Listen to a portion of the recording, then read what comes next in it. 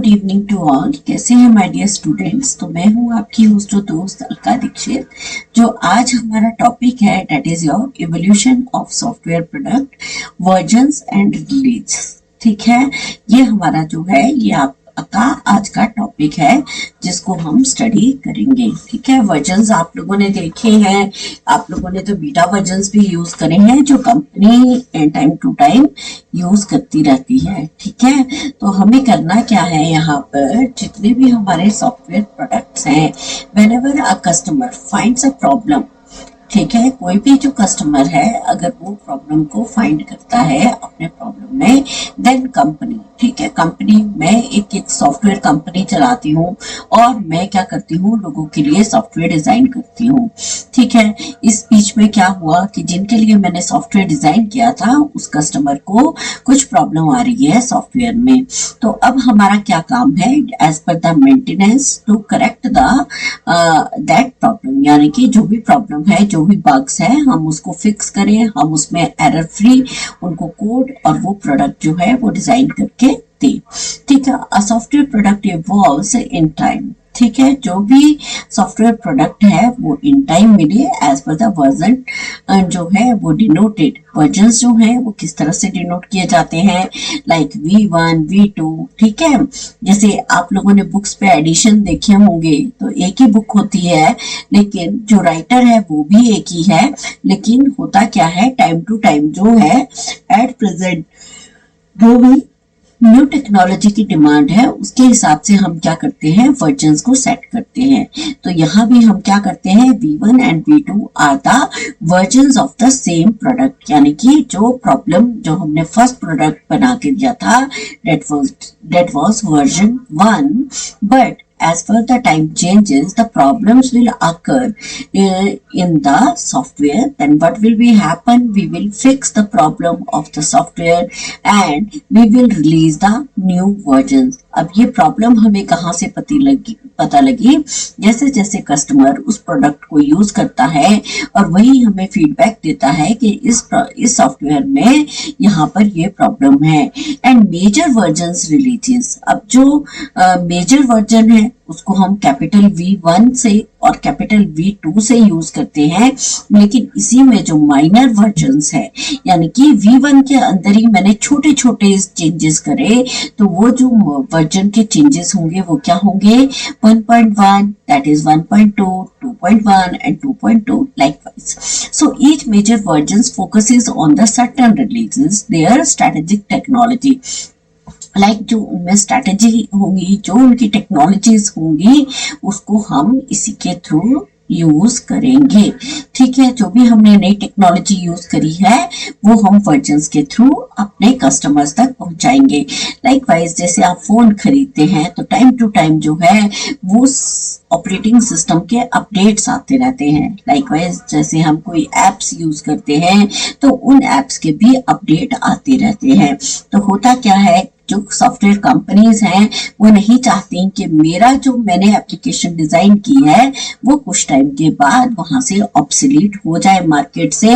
तो it means कि मेरा जो बिजनेस है वो ऑलमोस्ट क्या हो जाएगा, खत्म हो जाएगा। तो हमें अपने बिजनेस को खत्म ना करते हुए हमें मार्केट में अपनी जगह बनानी है, तो हम लोग क्या करते हैं, उस वर्जन्स के मेजर कुछ ना कुछ चेंजेस करते रहते हैं, उसकी न्यू फंक्शनैलिटीज, कोई एनहांसमेंट होगी, वो सब चेंजेस जो है वो मेजर वर्जन्स के अंदर होते हैं।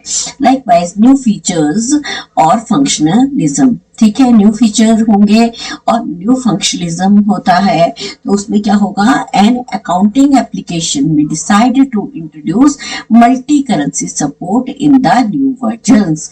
ठीक है, मल्टी करेंसी होती है, मल्टी लैंग्वेजेस होती हैं, जो भी न्यू फीचर्स होते हैं। ठीक है, लाइक हम गूगल को यूज करते हैं, लेकिन गूगल जो है आज बहुत सारी लैंग्वेजेस को सपोर्ट करता है। आपका जो भी डेटा है आप उसको ट्रांसलेट करके पढ़ सकते हैं। अगर किसी को हिंदी आती है तो वो हिंदी में स्टडी कर सकता है, किसी को मराठी आती है तो सेम जो डेटा है वो मराठी में चेंज हो जाता है। So this is a new feature. क्यों? क्योंकि ज्यादा से ज्यादा लोगों को हमें ऑब्जर्व करना है, गैदर करना है, सो दैट वो हमारे सिस्टम के साथ कनेक्टेड रहे। नेक्स्ट आ जाता है डियर स्टूडेंट्स, एक्सप्लॉयटेशंस। ठीक है, exploitations of new development in hardware and software.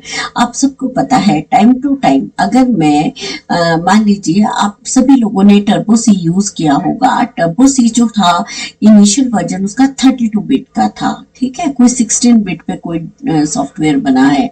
अगर वो 64 बिट का किसी ने अपना सॉफ्टवेयर डिजाइन कर दिया तो नो डाउट आप सब लोगों ने कंप्यूटर ऑर्गेनाइजेशन एंड आर्किटेक्चर में उसकी एड्रेसिंग स्कीम भी पढ़ी होगी। तो जो एड्रेसिंग स्कीम है वो a new version of the operating system में released to exploit the 64 bit addressing, ठीक है। जो प्रीवियस सिस्टम है जो ऑब्सोलीट हो गया है उसके बेसिस पे हमें जो है, अगर किसी ने 64 बिट के लिए डिजाइन किया है तो वो है सॉफ्टवेयर, तो सेम ही पार्ट में वो सब चीजें हार्डवेयर पे भी इम्प्लीमेंट होनी चाहिए। सो V1 लाइक कैपिटल V1 क्या था, मेजर वर्जन था। लाइक इसी में हमने क्या करा, V1.1 1.2 जो है वो वर्जन्स के रिलीजेस हैं, ठीक है।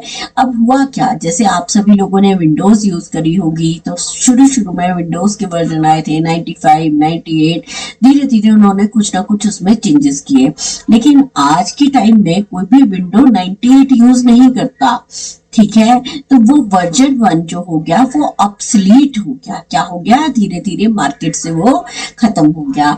अब जो विंडोज है, विंडोज तो हम आज भी यूज कर रहे हैं, ठीक है। तो इसी तरह से window max I, window XP आई, तो ये जो विंडोज आई हैं नेक्स्ट क्या हो गया 2.1, यानी कि नेक्स्ट वर्जन जो था वो 2 आया और उसी के अंदर जो माइनर वर्जन आ गए दैट इज योर 2.1 एंड 2.2। इसी तरह धीरे धीरे क्या हुआ, V2 भी ऑब्सोलीट हो गया। नेक्स्ट क्या आ गया V3। लाइक हम जैसे विंडो 10 यूज कर रहे हैं तो अभी क्या है इसमें भी अपडेट्स आते रहते हैं और हम अपने ऑपरेटिंग सिस्टम को अपडेट भी करते हैं time to time.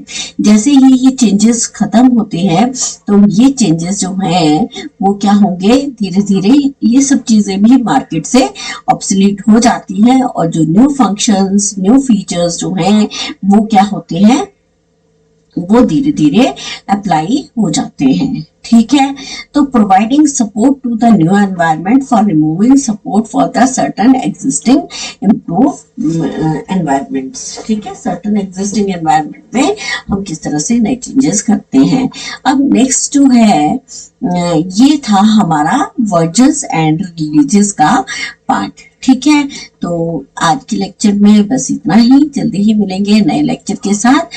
I hope कि आपको ये पार्ट समझ आया होगा अच्छे से। अगर नहीं समझ आया है तो please comment, like, share and subscribe जरूर कीजिए, ताकि कमेंट सेक्शन में कमेंट जरूर कीजिए कि हाँ आपको ये चीज समझ नहीं आई। तो मैं कोशिश करूंगी कि अगली बार आपके लेक्चर पे वो जो आपके डाउट्स हैं उसको क्लियर कर सकूं। थैंक